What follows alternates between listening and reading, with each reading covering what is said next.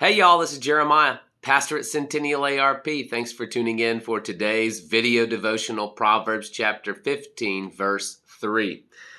The eyes of the Lord are in every place, keeping watch on the evil and the good.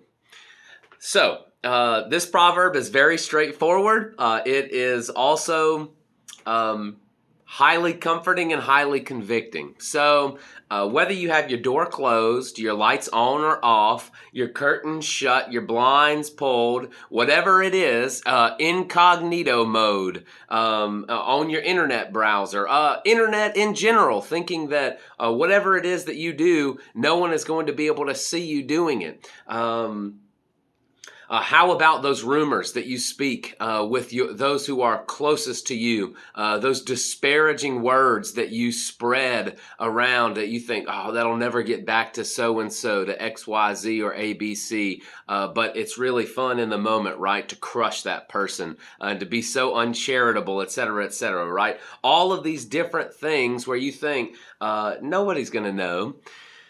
There is one who will and does know. Proverbs 15:3. The eyes of the Lord are in every place. It's not a joke. It's not a game.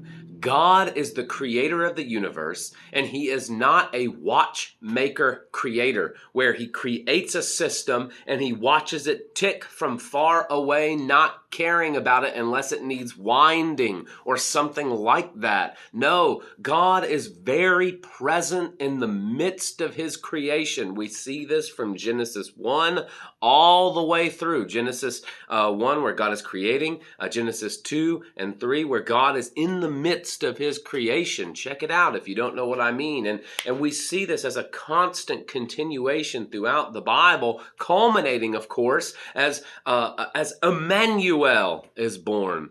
Jesus, right? Emmanuel, God is with us. And what we see then bearing out is not some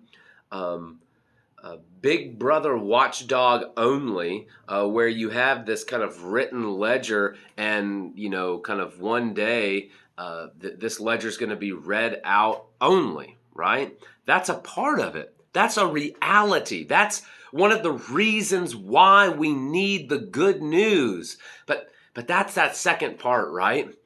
This Bible verse, the eyes of the Lord are in every place, keeping watch on the evil and the good. We know from experience in our own lives that the evil far outweighs the good, and we are in trouble if someone can see us at all times, including what is in our minds and what is in our hearts. We know down deep in our souls that we are in trouble.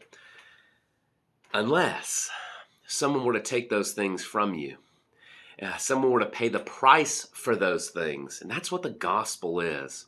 The gospel is the reality that God has eyes in all places, seeing good and evil. He sees the evil, and he sees how far outweighing the evil is in this world. And yet, like he promised Noah, I will never again totally destroy this place. And so what does he do? He sends his son Jesus, and his son Jesus willingly goes, living a perfect life, in other words, being a perfect sacrifice, onto the cross, and he accepts the wrath of God on our behalf. But that's not where it stops, because as he takes the wrath of God on our behalf, he's taking from us all of the evil, and he's giving to us all of his good. It's the great exchange. It is the good news, as we are then given the righteousness of Jesus Christ, that when we stand before the throne of God, the courtroom of the divine place, we will be found not guilty, including and up to all those sins that you have committed today, yesterday, this week, this month, this year, and all the years of your life.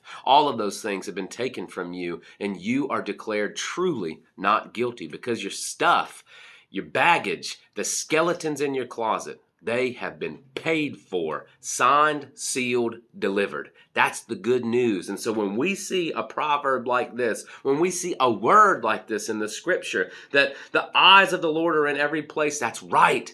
He sees us for who we are, and that is why he sent Jesus. That's why we're humble. That's why we detest our sin. That's why we seek after righteousness. That's why we seek to grow in all of these things, not to save ourselves. We've already lost that battle, but rather because we have been saved by a God who is so loving and so merciful and so gracious that he would look at all of you,